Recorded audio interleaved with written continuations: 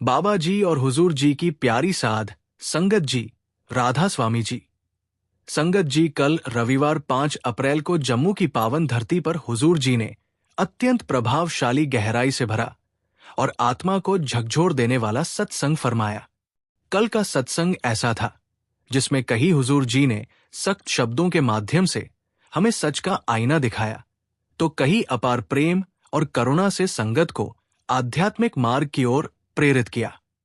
कल जम्मू में संगत का जो विशाल सैलाब उमड़ा, वो अपने आप में एक ऐतिहासिक दृश्य बन गया। अनुमान लगाया जा रहा है कि लगभग 3 लाख के आसपास संगत हुजूर जी के दर्शन और सत्संग श्रवण के लिए पहुंची। सामान्यतः जब डेरे से बाहर बड़े बड़े सेंटरों में भंडारे आयोजित होते हैं, तब 1.5 से 2 लाख तक संगत एकत्रित होती है। लेकिन कल जम्मू की संगत ने मानो सभी पुराने रिकॉर्ड पीछे छोड़ दिए। कल के सत्संग में हुजूर जी ने जो अमूल्य विचार संगत के सामने रखे, उन्हें हम इस वीडियो के माध्यम से आप तक पहुंचाने का विनम्र प्रयास कर रहे हैं। यदि अनजाने में कोई त्रुटि रह जाए तो कृपया क्षमा करना। मेरी संगत से एक विनती है कि इस सत्संग को अंत तक जरूर सुने और कमेंट बॉक्स में राधा स्वामी जी जरूर लिखें, और इस सत्संग को अपने दोस्तों और सत्संगी भाइयों के साथ जरूर शेयर करें। संगत जी, सत्संग के दौरान हुजूर जी ने संगत को समझाते हुए फरमाया कि आज के विचार और आज की वाणी धाम अपने चलो भाई स्वामी जी की पावन वाणी से ली गई है। हुजूर जी ने बताया कि ये वाणी स्वामी जी ने लगभग 150 वर्ष पहले उच्चारित की थी, लेकिन उसकी सच्चाई आज भी उतनी ही जीवंत और प्रासंगिक है। इसके बाद हुजूर जी ने संगत के सामने एक गहरा प्रश्न रखा। आखिर स्वामी जी जिस धाम की बात कर रहे हैं, वो कौन सा धाम है? हुजूर जी ने बड़े सरल उदाहरण से समझाया कि जैसे बच्चे पढ़ाई के लिए अलग अलग शहरों और संस्थानों में चले जाते हैं और लोग रोजगार या जीवन की आवश्यकताओं के कारण दूर दूर बस जाते हैं, लेकिन जैसे ही छुट्टियां मिलती है, हर कोई अपने घर लौटने की इच्छा करता है, क्योंकि घर वही स्थान होता है जहां हमारी जड़ें होती है, जहां से हमारी पहचान शुरू हुई होती है, जहां अपनापन, शांति और सच्चा सुख मिलता है। ठीक उसी प्रकार आत्मा का भी एक वास्तविक घर है। ये संसार उसका स्थायी निवास नहीं है। आत्मा का असली धाम वो परम स्थान है, सचखंड, जहां से वो इस जगत में आई है और जहां लौटना ही उसका अंतिम लक्ष्य है। आगे हुजूर जी ने एक और महत्वपूर्ण प्रश्न उठाया कि सत्संगों में अलग अलग संतों और महापुरुषों की वाणी क्यों सुनाई जाती है। इसका उत्तर देते हुए उन्होंने बड़ी स्पष्टता से समझाया कि संत भले अनेक रूपों में आते हैं, उनकी भाषाएं अलग हो सकती है, उनके समझाने के तरीके भिन्न हो सकते हैं, लेकिन उनके संदेश का सार हमेशा एक ही होता है। सभी का उद्देश्य एक ही मंजिल की ओर ले जाना होता है, परमात्मा से जुड़ना। अंतर केवल मार्ग समझाने की शैली में होता है, सत्य में नहीं। हुजूर जी ने बहुत साफ शब्दों में कहा कि कोई भी सच्चा संत या महात्मा इस संसार में किसी का धर्म बदलने के लिए नहीं आता। उनका मकसद इंसान को इंसान बनाना होता है। वे हमें बाहरी पहचान से ऊपर उठाकर ये याद दिलाने आते हैं कि पूरी सृष्टि का मालिक एक ही है और हमें उसी एक परम सत्ता की भक्ति, महिमा और याद में जीवन बिताना चाहिए। जब भी आध्यात्मिकता की बात हो तो धर्म और जाति की सीमाओं से ऊपर उठकर माली की ओर ध्यान केंद्रित करना चाहिए। हुजूर जी ने ये भी बताया कि जो ग्रंथ, पोथियां और पवित्र वाणियां हमें मिली है, वो महापुरुषों के पूरे जीवन का सार और निचोड़ है। उनमें केवल शब्द नहीं, बल्कि उनके अनेक अनुभव और उनकी कमाई छिपी हुई है। लेकिन असल समस्या ये है कि हम इन ग्रंथों को पढ़ तो लेते हैं, सुन भी लेते हैं, मगर उनके अनुसार जीवन में चलने का प्रयास नहीं करते। इसी बात को समझाने के लिए हुजूर जी ने एक बहुत ही सरल उदाहरण दिया। जी, हुजूर जी ने फरमाया कि जब हम स्कूल में फिजिक्स या बायोलॉजी जैसे विषय पढ़ते हैं, तो सबसे पहले अध्यापक हमें उसका सिद्धांत यानी कॉन्सेप्ट समझाते हैं।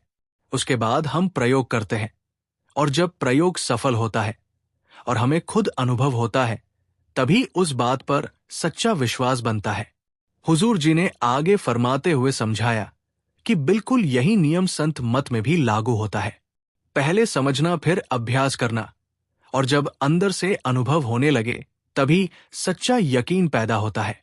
हुजूर जी ने अपनी बात को आगे बढ़ाते हुए फरमाया कि जब हम ग्रंथों और पोथियों का अध्ययन करते हैं तो वो केवल पढ़ने की वस्तु नहीं होती, बल्कि हमें ये सिखाती है कि जीवन को सही ढंग से कैसे जिया जाए। उन्होंने आगे कहा कि पुराने समय के संत महापुरुषों के जीवन पर नजर डालो। किसी ने खेतों में हल चलाया, किसी ने कपड़ा बुना, किसी ने ईमानदारी से मेहनत मजदूरी की। सब ने अपने हाथों से पूरी सच्चाई के साथ हक हलाल की कमाई की और उसी के साथ माली का सिमरन और गुणगान करते रहे। इसी क्रम में हुजूर जी ने व्यास का उदाहरण देते हुए फरमाया कि बाबा जयमल सिंह जी महाराज फौज में सेवा करते थे। स्वामी जी महाराज भी अपने सांसारिक काम में पूरी तरह लगे रहते थे, और आज के समय में बाबा जी भी अपने पारिवारिक कर्तव्यों को निभाते हुए संगत की सेवा कर रहे हैं। हुजूर जी ने आगे स्पष्ट किया कि यही असली शिक्षा है, अपने दायित्व को पूरी ईमानदारी से निभाते हुए साथ साथ मालिक को याद करना और उसकी भक्ति में लगे रहना। हुजूर जी आगे फरमाते हैं कि संगत का अपने गुरु के साथ संबंध केवल कर्तव्य का नहीं होता, बल्कि वह एक गहरे और आत्मिक प्रेम का रिश्ता होता है। अभी हमारी पहचान सिर्फ शरीर तक सीमित है। हम खुद को केवल देह के स्तर पर समझते हैं, जबकि हमें शरीर की सीमा से ऊपर उठकर सोचना है और समझना है। अब अक्सर लोग पूछते हैं कि जब हम व्यास आते हैं तो भीतर एक अलग सा सुख और शांति क्यों महसूस होती? हुजूर जी फरमाते हैं कि इसका कारण यही है कि यहाँ प्रेम का रिश्ता है। यही बात स्वामी जी की वाणी भी हमें सिखाती है। उनकी पंक्ति धाम अपने चलो भाई हमें इशारा करती है कि हमारा असली घर तो वही सचखंड है, जहां हमारी आत्मा को सुकून मिलेगा। लेकिन अभी हमारा दायरा शरीर तक ही सीमित है, इसीलिए हम उस सत्य को पहचान नहीं पा रहे। हम यहाँ इस संसार के मोह माया में उलझ चुके हैं। इसके बाद हुजूर जी ने वाणी का भाव समझाते हुए फरमाया कि वाणी में कहा गया है आए जाए सो माया, ये शरीर मिट्टी से बना है और एक दिन इसे मिट्टी में मिल जाना है। वास्तविक शक्ति तो आत्मा है। हुजूर जी ने आगे उदाहरण देते हुए समझाया कि अगर गाड़ी में से इंजन निकाल दिया जाए तो उसकी कोई कीमत नहीं रह जाती। इसी तरह अगर मयान से तलवार निकाल ली जाए तो मयान बेकार हो जाती। बल्लभ से अगर बिजली निकाल दी जाए तो वो सिर्फ एक खोखला ढांचा रह जाता है। ठीक उसी प्रकार जब आत्मा शरीर को छोड़ देती है तो शरीर का कोई महत्व ही नहीं रह जाता। शरीर नश्वर है, नष्ट होने वाला है, लेकिन आत्मा अमर है। आत्मा कभी समाप्त नहीं होती। हुजूर जी ने आगे समझाते हुए फरमाया कि ये बात और गहराई से समझाई कि उन्होंने कहा कि जैसे कोई अभिनेता किसी भूमिका को निभाता है और कई बार उस किरदार में इतना डूब जाता है कि अपनी असल पहचान ही भूल बैठता है, ठीक यही हाल हमारा भी हो गया है। इस संसार में आकर हम भी एक भूमिका निभा रहे हैं। अपने इस रोल में हम इतने उलझ चुके हैं कि आप अपनी वास्तविक पहचान को ही भूल बैठे हैं। फिर हुजूर जी ने एक और सरल उदाहरण दिया। हुजूर जी फरमाते हैं कि अगर आप किसी खास रंग का चश्मा पहनकर दुनिया को देखें तो आपको दुनिया की हर चीज उसी रंग की दिखने लगेगी जिस रंग का आपने चश्मा पहना है, जबकि वास्तव में दुनिया वैसी की वैसी ही रहती है। बस देखने का नजरिया बदल जाता है। दृष्टि बदलने से पूरी तस्वीर बदल जाती है। हुजूर जी ने आगे फरमाया कि वाणी कहती है आत्मे राम राम में आते। आत्मा का वास्तविक घर परमात्मा है, वही उसका मूल स्थान है और वही उसकी अंतिम मंजिल है। और यही सत्य है जिसे संत महापुरुष हमें बार बार याद दिलाते हैं। संत पलटू साहब ने कहा था, साहिब क्या करे साहिब तेरे पास। बाइबल में भी लिखा है we are the living temple of God, यानी परमात्मा का असली निवास हमारे भीतर है। वाणी में भी स्पष्ट है चौथे लोग बसे एक स्वामी। यही कारण है कि संत हमें जाति पाति और धर्म मजहब से ऊपर उठाकर असली पहचान करा दे। हुजूर जी ने आगे फरमाते हुए समझाया कि हमारी असली कौम कोई जाति या मजहब नहीं है। हमारा असली देश कोई जमीन नहीं। हमारी सच्ची मातृभूमि सचखंड है। हमारी असली पहचान सतनाम है। हमारा वतन मालिक का इश्क और उसका प्रेम है। अब लोग पूछते हैं कि दुनिया में इतना दुख क्यों है। हुजूर जी ने आगे फरमाते हुए समझाया कि हम इस गंदगी के बीच जन्म लेते हैं, लेकिन हमें यही पहचानना है कि असली घर कहाँ है। हमें इस गंदगी को पीछे छोड़कर अपनी आत्मा की पहचान करनी है। हुजूर जी आगे फरमाते हैं कि असली पहचान हमें तभी होगी जब हम भीतर की गहराई में सहज अवस्था में पहुंचे। यही इस जीवन का उद्देश्य है, सत्य को पहचानना। स्वामी जी कहते हैं, पराये देश में क्यों रहना। उदाहरण देते हुए हुजूर जी ने आगे समझाया, जैसे एक शराबी गाड़ी चला रहा हो, रास्ते में मोड़ आया और गाड़ी पलट गई। ऐसा क्यों हुआ? क्योंकि ड्राइवर का गाड़ी पर नियंत्रण ही नहीं रहा। इसी तरह जब इंसान अपने जीवन पर काबू नहीं रखता तो दुर्घटनाएं होती हैं। इसीलिए ही शेख फरीद जी ने कहा था, चार गवाया हंड के चार गवाया संग। अब सवाल उठता है कि मालिक ने हमें किस काम के लिए भेजा है? क्या सिर्फ पराई चीजों के पीछे भागने के लिए? नहीं, बिल्कुल भी नहीं। मालिक ने हमें यहां मौका दिया है कि हम अपने आप को इस जेलखाने से आजाद करवा सके। लेकिन हम क्या कर रहे हैं? कभी धन दौलत की दौड़ में, कभी पद प्रतिष्ठा की चाह में, कभी बच्चों के भविष्य और परिवार के झंझट में उलझ जाते। हुजूर जी आगे फरमाते हैं कि प्रकृति में कई जीव ऐसे हैं जो लाखों अंडे देते हैं। कुछ जीव हर समय खाते ही रहते हैं और कुछ तो अपने क्षेत्र को चिन्हित कर रखते हैं कि ये मेरा इलाका है। यानी ये सब प्रवृत्तियां हमने भी अपने जीवन में अपना ली है। हमारे और निचली जूनियों में फिर क्या फर्क रह गया? हुजूर जी ने आगे संगत को बड़ी गंभीरता से समझाते हुए फरमाया कि मानव जन्म सबसे अनमोल अवसर है। ये श्रेष्ठ जूनी हमें केवल खाने पीने, सुविधाएं जुटाने या धन इकट्ठा करने के लिए नहीं मिली। दुख की बात यह है कि हम इस दुर्लभ अवसर की असली कीमत समझ ही नहीं पा रहे और इसे व्यर्थ गंवाते जा रहे हैं। हुजूर जी ने प्रेम भरी लेकिन सख्त चेतावनी देते हुए कहा कि हमारे पास रात के 2 बजे तक मोबाइल चलाने का समय है, लेकिन जब भजन सिमरन की बात आती है तो हम कहते हैं कि समय ही नहीं मिलता। ये बात सोचने वाली है कि प्राथमिकताएं आखिर बदल कैसे गई। उन्होंने आगे संगत को आत्म मंथन करने के लिए प्रेरित करते हुए कहा कि अब ठहर कर स्वयं से पूछने की आवश्यकता है, हमें इस संसार में किस उद्देश्य से भेजा गया है? हमारा असली मकसद क्या है?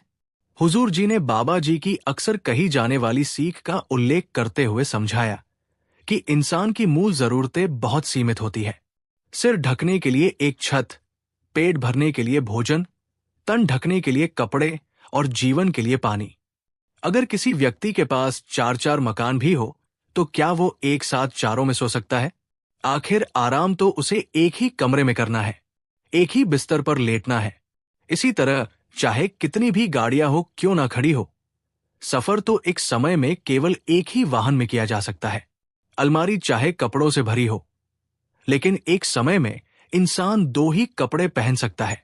इसीलिए जीवन में विवेक और समझ का होना अत्यंत आवश्यक है। लेकिन आज की सबसे बड़ी समस्या यही है कि इंसान जितना हासिल करता है, उसकी इच्छाएं उतनी ही बढ़ती जाती है। क्या आपने कभी किसी धनवान को यह कहते सुना है कि अब मेरे पास सब कुछ है, मुझे और कुछ नहीं चाहिए? क्या किसी नेता को यह कहते देखा है कि मैंने बहुत सेवा कर ली, अब मुझे और पद या शक्ति की आवश्यकता नहीं? यही कारण है कि अंग्रेजी में कहा जाता है, मोर पोजेशन मोर प्रॉब्लम्स। अर्थात जितनी अधिक वस्तुएं हम इकट्ठी करते जाते हैं, उतना ही वे हमें अपने बंधन में जकड़ लेती है। हुजूर जी ने आगे समझाया कि हम जीवन भर योजनाएं बनाते रहते हैं।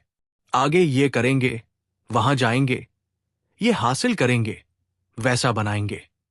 लेकिन क्या हमने कभी रुककर ये सोचा कि आखिरी बार हमने मालिक का दिल से धन्यवाद कब किया था?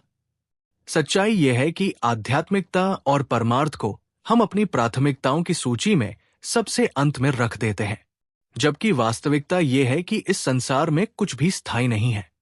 कभी भूकंप आ जाते हैं, कभी बाढ़ सब कुछ बहा ले जाती है, सरकारें तक बदल जाती है। फिर इंसान की जिंदगी का भरोसा ही क्या? आज जो है वो कल रहे या ना रहे कोई निश्चितता नहीं। इसी संदर्भ में हुजूर जी ने स्वामी जी की वाणी का उल्लेख करते हुए समझाया कि हमें अपने सांसारिक कर्तव्यों को निभाते हुए निरंतर आगे बढ़ते रहना चाहिए, लेकिन साथ साथ अपने असली लक्ष्य को कभी नहीं भूलना चाहिए। यही जीवन की सच्ची दिशा है। दूसरों के मामलों में उलझने से बचो। अब प्रश्न उठता है कि असली काम आखिर है क्या? हुजूर जी ने बड़े ही सरलता से स्पष्ट किया कि वास्तविक कार्य है नाम का सहारा लेना, गुरु द्वारा दिए गए नाम को अपने भीतर संभाल कर रखना, और यही वो सच्ची पूंजी है। यही हमारी वास्तविक विरासत है। हुजूर जी ने कहा कि अक्सर हमारे मन में ये जिज्ञासा स्वाभाविक रूप से सामने आती है कि नाम होता क्या है। इस पर हुजूर जी ने विस्तार से समझाया कि नाम कोई लफ्जों का मेल नहीं है। नाम वो सत्ता है, वो दिव्य शक्ति है, वो अलौकिक शक्ति है जो पूरी सृष्टि में व्याप्त है। वही नाम हमारा सहारा है। वही हमें हमारे मूल स्थान, हमारे सच्चे घर तक पहुंचाने की क्षमता रखता है। हुजूर जी ने आगे फरमाते हुए समझाया कि संत और महात्मा अपने अपने गुणों, कर्मों और महानता के कारण अलग अलग नामों से जाने जाते हैं। किसी को हम राम कहकर पुकारते हैं, किसी को वाहेगुरु कहते हैं। ऐसा इसलिए नहीं है कि वो अलग अलग है, बल्कि इसीलिए कि उनके गुण, उनका कार्य और उनका व्यक्तित्व इतना ऊंचा होता है कि हम उन्हें प्रेम और आदर से संबोधित करते हैं। फिर आगे हुजूर जी ने नाम के 2 स्वरूपों की बात कही थी। उन्होंने बताया कि नाम 2 प्रकार के होते हैं, एक वर्णात्मक नाम और दूसरा धुनात्मक नाम। लेकिन वास्तविक और जीवंत नाम वही है जो धुन के रूप में होते हैं, जो सीधे मालिक के घर से प्रकट होते हैं। जहां जहां प्रकाश है वो उसी एक शक्ति का प्रकाश है। हमें उसी प्रकाश की ओर बढ़ना है, उसी की ओर अपना रुख करना है। आगे हुजूर जी ने बड़े ही स्पष्ट तरीके से समझाया कि गुरु कौन होता है। गुरु वो नहीं है जो हमें उलझनों में डाल दे या नए भ्रम पैदा करवा दे। सच्चा गुरु वो है जो हमें भ्रमों से बाहर निकालता है। वो धर्मों और बाहरी रीति रिवाजों के जाल में नहीं फंसाता। गुरु की शरण में जाकर उसके बताए हुए नाम का स्मरण करते हुए हम भक्ति के मार्ग पर चलना सीखते हैं, और यही वो मार्ग है जो हमें इस भवसागर से पार उतारने में सहायता बनाता है। आगे हुजूर जी ने वाणी में उदाहरण देते हुए समझाया कि झूठा राजा, झूठी प्रजा। झूठा सब संसार, हुजूर जी फरमाते हैं कि राजा भी, प्रजा भी, सब सांसारिक चीजें, सब कुछ यहां झूठ है। लेकिन हम इन्हें अपना मान बैठते हैं, इनसे आनंद ढूंढते हैं, लेकिन वास्तव में इनसे सुख नहीं मिलता। हुजूर जी ने आगे फरमाते हुए समझाया कि जैसे हम भोजन तैयार करते हैं और बर्तन पर परत जमने लगती है, उसे साफ करने के बाद अलग परत मिलती है, उसी तरह जन्मों के सिलसिले हमारी आत्मा पर मैल की परत चढ़ जाए। जन्म जन्म की इस मन को मैल लागी, काला होया सया। स्वामी जी कहते हैं कि भोग और सांसारिक सुख केवल क्षणिक है। कुछ देर के सुख के लिए हम अपने जीवन को व्यर्थ कर रहे हैं। 2 मिनट के मूंग के स्वाद के लिए हम जीव हत्या कर रहे हैं। हुजूर जी ने आगे फरमाया कि असली स्थिति तब आती है जब हम अहंकार और विकारों से ऊपर उठकर सहज अवस्था में प्रवेश करते हैं। यही वो अवस्था है जिसमें हमें जीवन का सही अर्थ समझ आता है। हुजूर जी ने आगे समझाया कि जीवन में 3 प्रकार के पहिए में है, परमार्थ, व्यवसाय और निजी जीवन। इन तीनों को संतुलित रखते हुए ही व्यक्ति अपने जीवन की राह सही तरीके से तय करता है। इन तीनों को साथ लेकर चलना ही जीवन की सच्ची राह है। हुजूर जी ने आगे फरमाते हुए समझाया कि जीवन किसी 100 मीटर की दौड़ की तरह नहीं है। ये एक लंबी यात्रा है, एक मैराथन जैसी। इसे हमें धीरे धीरे समझते हुए और नींव मजबूत करते हुए तय करना होता है। हुजूर जी ने आगे फरमाया कि हमें जीवन में सब कुछ तुरंत सीखने की आवश्यकता नहीं होती, बल्कि अनुभव के साथ धीरे धीरे सीखना और समझना जरूरी है। हुजूर जी आगे फरमाते हैं कि जैसे हम 15-20 साल पढ़ाई में लगाते हैं और उसके बाद अच्छी नौकरी पाते हैं, वैसे ही परमार्थ के मार्ग में भी धैर्य और समय की आवश्यकता है। मालिक हमेशा हमारे साथ है, हमें सिर्फ मालिक के बहाने में रहना है, उसकी मर्जी में रहना है। हुजूर जी आगे फरमाते हैं कि मालिक के बहाने में रहने का सबसे बड़ा उदाहरण हमें इतिहास में देखने को मिलता है। फिर आगे हुजूर जी ने इस बात को और भी अच्छे तरीके से समझाया। जी, हुजूर जी फरमाते हैं कि तीसरी बादशाही श्री अमरदास जी महाराज का प्रसंग सुनाया। जी, हुजूर जी ने फरमाया कि जब गुरु अमरदास जी महाराज वृद्ध अवस्था में पहुंच गए तो उन्होंने अगले गुरु के चयन का विचार किया। उन्होंने अपने सभी सेवकों को बुलाया और 72 चबूतरे बनवाए। फिर उन्होंने बार बार उन चबूतरों को तुड़वाने और दोबारा बनवाने का आदेश दिया। उस समय मौसम भी अनुकूल नहीं था। जी, ये देखकर बहुत से सेवकों के मन में विचार आने लगे कि गुरुजी अब उम्र के इस पड़ाव पर पहुंच चुके हैं कि शायद इसी कारण वो ऐसे आदेश दे रहे हैं। लेकिन उन्हीं सेवकों में से एक ऐसे भी थे जो आगे चलकर श्री गुरु रामदास जी महाराज बने। वो पूरी तरह से समर्पण की अवस्था में थे। गुरु जी का जो भी हुक्म उन्हें मिला उन्होंने बिना किसी विचार, बिना किसी प्रश्न के वैसे ही किया। उन्होंने अपने आप को पूरी तरह गुरु की इच्छा के, गुरु की मर्जी के हवाले कर दिया। जी, आगे हुजूर जी ने फरमाया उन्होंने 72 बार चबूतरे बनवाए और एक बार भी कोई सवाल नहीं किया। हुजूर जी ने आगे समझाया कि ठीक इसी तरह जब हम भी शरण की अवस्था में पहुंच जाते हैं और स्वयं को पूरी तरह समर्पित कर देते हैं, तभी वैराग्य अपने आप प्रकट होने लगता है। शरण की अवस्था में पहुंचकर हम अपने अहंकार और मोह से ऊपर उठ जाते हैं। इसके बाद हुजूर जी ने चौथी बादशाही के समय का एक और प्रसंग सुनाया।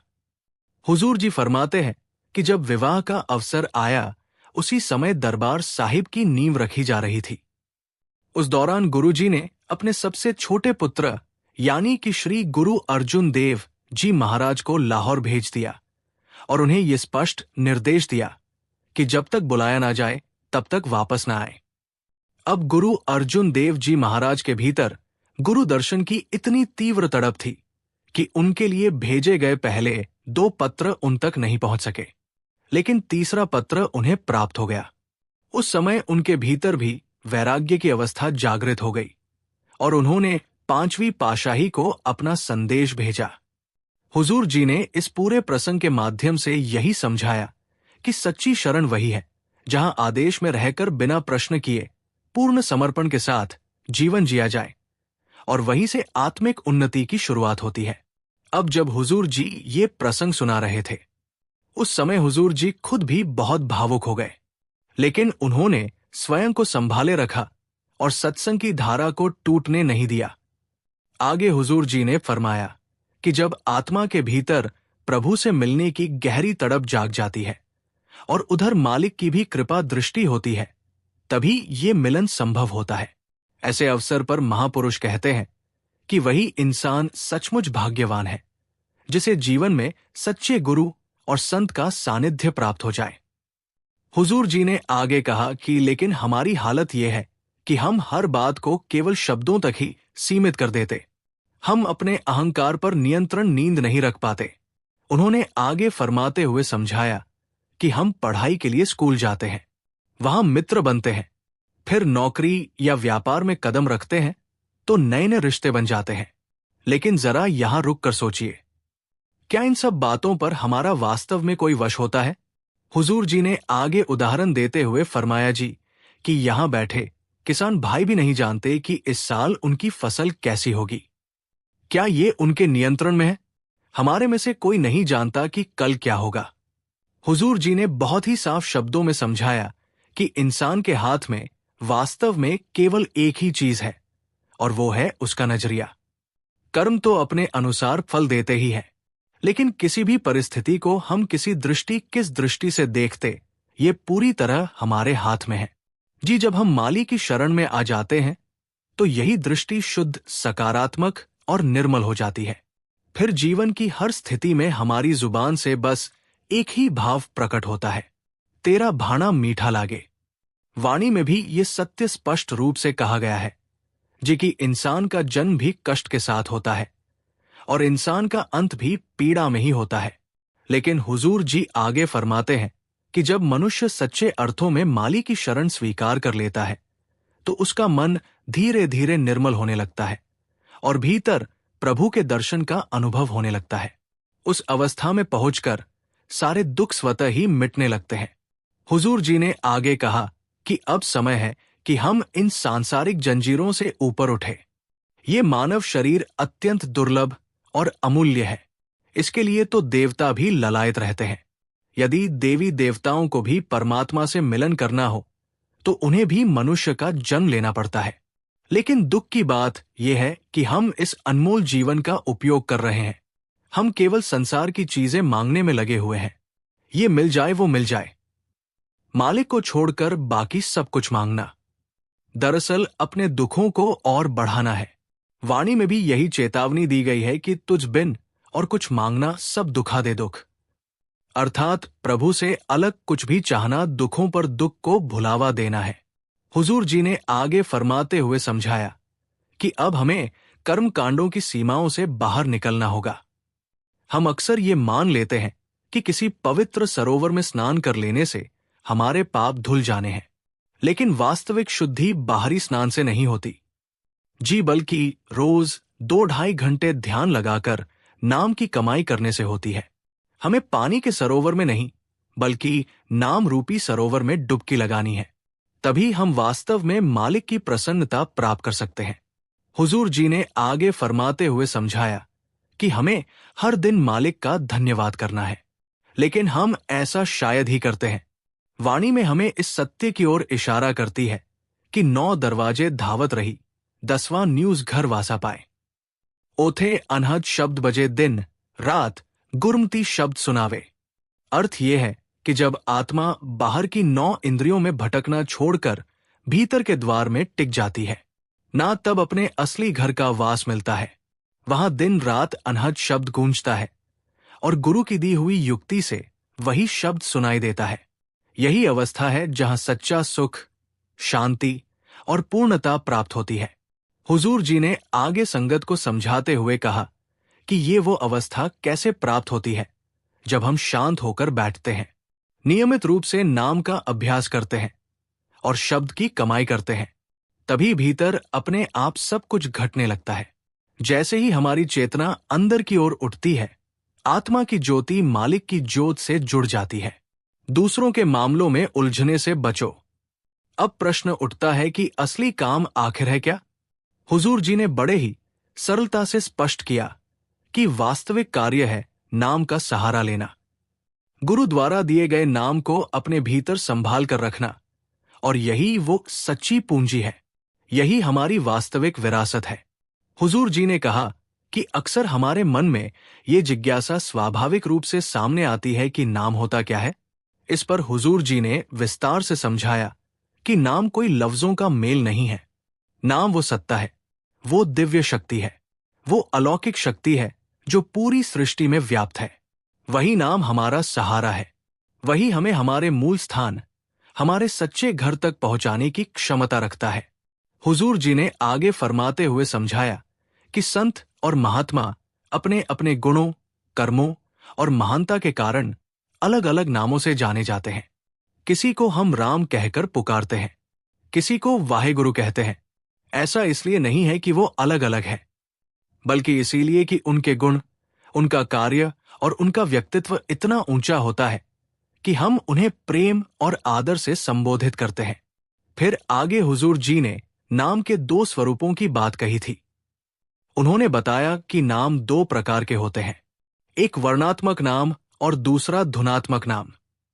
लेकिन वास्तविक और जीवंत नाम वही है जो धुन के रूप में होते हैं, जो सीधे मालिक के घर से प्रकट होते हैं।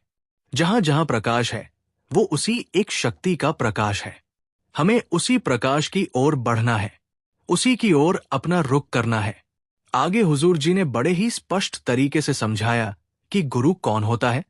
गुरु वो नहीं है जो हमें उलझनों में डाल दे या नए भ्रम पैदा करवा दे। सच्चा गुरु वो है जो हमें भ्रमों से बाहर निकालता है। वो धर्मों और बाहरी रीति रिवाजों के जाल में नहीं फंसाता।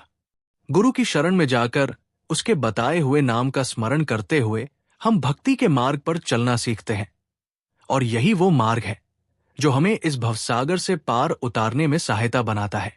आगे हुजूर जी ने वाणी में उदाहरण देते हुए समझाया कि झूठा राजा, झूठी प्रजा, झूठा सब संसार। हुजूर जी फरमाते हैं कि राजा भी, प्रजा भी, सब सांसारिक चीजें, सब कुछ यहां झूठ है, लेकिन हम इन्हें अपना मान बैठते हैं, इनसे आनंद ढूंढते हैं, लेकिन वास्तव में इनसे सुख नहीं मिलता। हुजूर जी ने आगे फरमाते हुए समझाया कि जैसे हम भोजन तैयार करते हैं और बर्तन पर परत जमने लगती है, उसे साफ करने के बाद अलग परत मिलती है, उसी तरह जन्मों के सिलसिले हमारी आत्मा पर मैल की परत चढ़ जाए। जन्म जम की इस मन को मैल लागी काला हो। या सया स्वामी जी कहते हैं कि भोग और सांसारिक सुख केवल क्षणिक है। कुछ देर के सुख के लिए हम अपने जीवन को व्यर्थ कर रहे हैं। 2 मिनट के मोह के स्वाद के लिए हम जीव हत्या कर रहे हैं। हुजूर जी ने आगे फरमाया कि असली स्थिति तब आती है जब हम अहंकार और विकारों से ऊपर उठकर सहज अवस्था में प्रवेश करते हैं। यही वो अवस्था है जिसमें हमें जीवन का सही अर्थ समझ आता है। हुजूर जी ने आगे समझाया कि जीवन में 3 प्रकार के पहिए हैं: परमार्थ, व्यवसाय और निजी जीवन। इन तीनों को संतुलित रखते हुए ही व्यक्ति अपने जीवन की राह सही तरीके से तय करता है। इन तीनों को साथ लेकर चलना ही जीवन की सच्ची राह है। हुजूर जी ने आगे फरमाते हुए समझाया कि जीवन किसी 100 मीटर की दौड़ की तरह नहीं है। ये एक लंबी यात्रा है, एक मैराथन जैसी। इसे हमें धीरे धीरे समझते हुए और नींव मजबूत करते हुए तय करना होता है। हुजूर जी ने आगे फरमाया कि हमें जीवन में सब कुछ तुरंत सीखने की आवश्यकता नहीं होती, बल्कि अनुभव के साथ धीरे धीरे सीखना और समझना जरूरी है। हुजूर जी आगे फरमाते हैं कि जैसे हम 15-20 साल पढ़ाई में लगाते हैं और उसके बाद अच्छी नौकरी पाते हैं, वैसे ही परमार्थ के मार्ग में भी धैर्य और समय की आवश्यकता है। मालिक हमेशा हमारे साथ है, हमें सिर्फ मालिक के बहाने में रहना है, उसकी मर्जी में रहना है। हुजूर जी आगे फरमाते हैं कि मालिक के बहाने में रहने का सबसे बड़ा उदाहरण हमें इतिहास में देखने को मिलता है। फिर आगे हुजूर जी ने इस बात को और भी अच्छे तरीके से समझाया।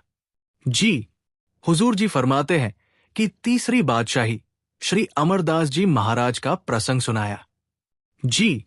हुजूर जी ने फरमाया कि जब गुरु अमरदास जी महाराज वृद्ध अवस्था में पहुंच गए तो उन्होंने अगले गुरु के चयन का विचार किया। उन्होंने अपने सभी सेवकों को बुलाया और 72 चबूतरे बनवाए। फिर उन्होंने बार बार उन चबूतरों को तुड़वाने और दोबारा बनवाने का आदेश दिया। उस समय मौसम भी अनुकूल नहीं था। ये देखकर बहुत से सेवकों के मन में विचार आने लगे कि गुरुजी अब उम्र के इस पड़ाव पर पहुंच चुके हैं कि शायद इसी कारण वो ऐसे आदेश दे रहे हैं। लेकिन उन्हीं सेवकों में से एक ऐसे भी थे जो आगे चलकर श्री गुरु रामदास जी महाराज बने। वो पूरी तरह से समर्पण की अवस्था में थे। गुरु जी का जो भी हुक्म उन्हें मिला, उन्होंने बिना किसी विचार, बिना किसी प्रश्न के वैसे ही किया। उन्होंने अपने आप को पूरी तरह गुरु की इच्छा के, गुरु की मर्जी के हवाले कर दिया। आगे हुजूर जी ने फरमाया उन्होंने 72 बार चबूतरे बनवाए और एक बार भी कोई सवाल नहीं किया। हुजूर जी ने आगे समझाया कि ठीक इसी तरह जब हम भी शरण की अवस्था में पहुंच जाते हैं और स्वयं को पूरी तरह समर्पित कर देते हैं, तभी वैराग्य अपने आप प्रकट होने लगता है। शरण की अवस्था में पहुंचकर हम अपने अहंकार और मोह से ऊपर उठ जाते हैं। इसके बाद हुजूर जी ने चौथी बादशाही के समय का एक और प्रसंग सुनाया। हुजूर जी फरमाते हैं कि जब विवाह का अवसर आया, उसी समय दरबार साहिब की नींव रखी जा रही थी। उस दौरान गुरु जी ने अपने सबसे छोटे पुत्र यानी कि श्री गुरु अर्जुन देव जी महाराज को लाहौर भेज दिया और उन्हें यह स्पष्ट निर्देश दिया कि जब तक बुलाया ना जाए तब तक वापस ना आए। अब गुरु अर्जुन देव जी महाराज के भीतर गुरु दर्शन की इतनी तीव्र तड़प थी कि उनके लिए भेजे गए पहले 2 पत्र उन तक नहीं पहुंच सके, लेकिन तीसरा पत्र उन्हें प्राप्त हो गया। उस समय उनके भीतर भी वैराग्य की अवस्था जागृत हो गई और उन्होंने 5वीं पाशाही को अपना संदेश भेजा। हुजूर जी ने इस पूरे प्रसंग के माध्यम से यही समझाया कि सच्ची शरण वही है जहां आदेश में रहकर बिना प्रश्न किए पूर्ण समर्पण के साथ जीवन जिया जाए, और वहीं से आत्मिक उन्नति की शुरुआत होती है। अब जब हुजूर जी ये प्रसंग सुना रहे थे, उस समय हुजूर जी खुद भी बहुत भावुक हो गए, लेकिन उन्होंने स्वयं को संभाले रखा और सत्संग की धारा को टूटने नहीं दिया। आगे हुजूर जी ने फरमाया कि जब आत्मा के भीतर प्रभु से मिलने की गहरी तड़प जाग जाती है और उधर मालिक की भी कृपा दृष्टि होती है, तभी ये मिलन संभव होता है। ऐसे अवसर पर महापुरुष कहते हैं कि वही इंसान सचमुच भाग्यवान है जिसे जीवन में सच्चे गुरु और संत का सानिध्य प्राप्त हो जाए। हुजूर जी ने आगे कहा कि लेकिन हमारी हालत यह है कि हम हर बात को केवल शब्दों तक ही सीमित कर देते। हम अपने अहंकार पर नियंत्रण नींद नहीं रख पाते।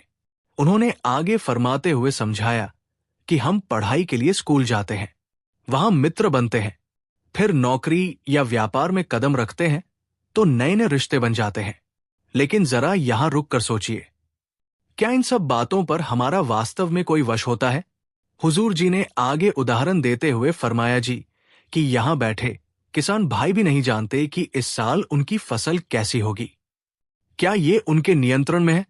हमारे में से कोई नहीं जानता कि कल क्या होगा।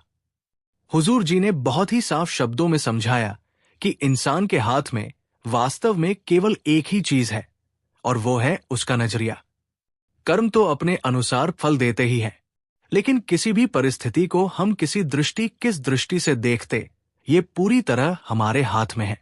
जी, जब हम माली की शरण में आ जाते हैं तो यही दृष्टि शुद्ध, सकारात्मक और निर्मल हो जाती है।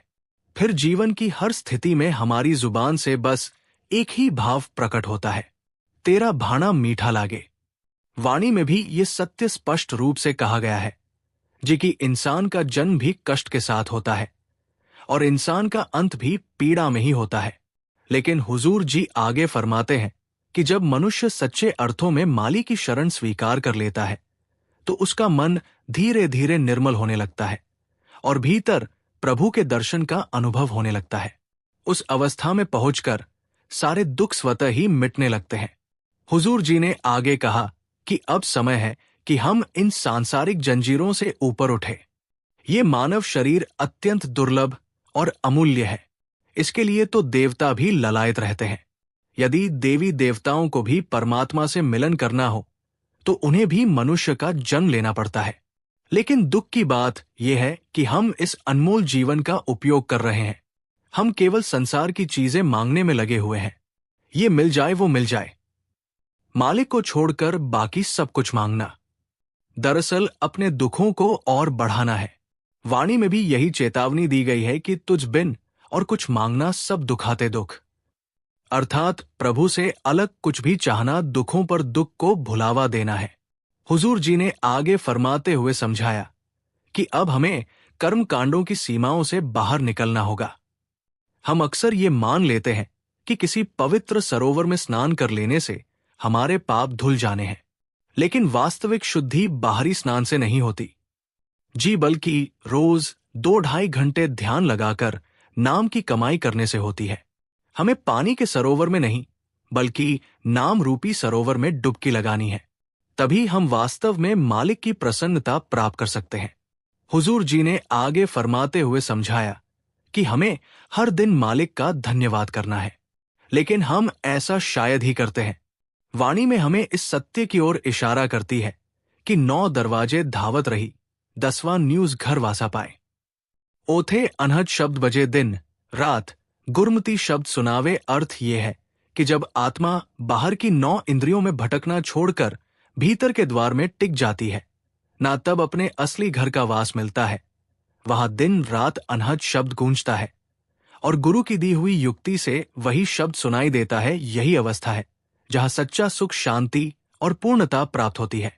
हुजूर जी ने आगे संगत को समझाते हुए कहा कि ये वो अवस्था कैसे प्राप्त होती है जब हम शांत होकर बैठते हैं, नियमित रूप से नाम का अभ्यास करते हैं और शब्द की कमाई करते हैं, तभी भीतर अपने आप सब कुछ घटने लगता है।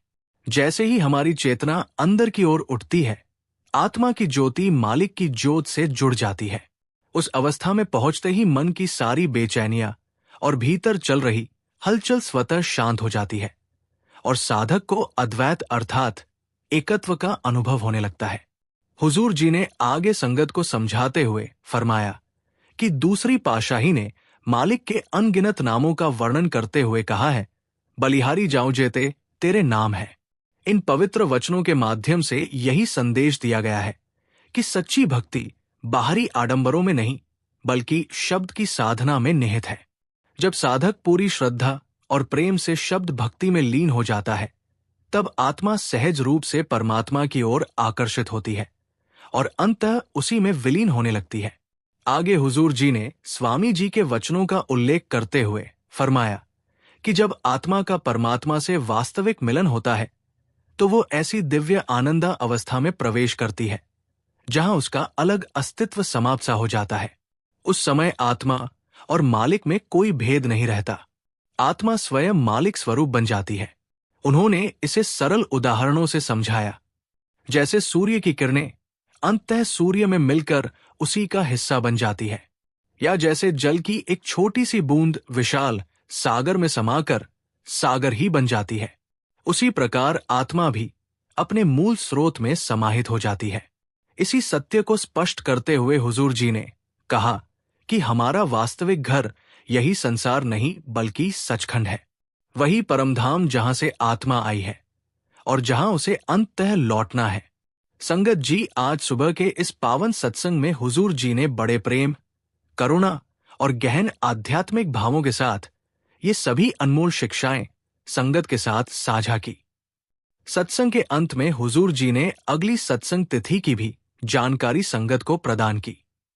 उसके पश्चात हुजूर जी ने हाथ जोड़कर बाबा जी के साथ मंच से विनम्रता पूर्वक विदा ली। अंत में संगत जी, आप सभी से हमारी छोटी सी विनती है, कमेंट में प्रेम पूर्वक राधा स्वामी अवश्य लिखें और संगत के अपने इस चैनल को खुशी खुशी सब्सक्राइब करके अपना प्यार और आशीर्वाद बनाए रखें। राधा स्वामी जी।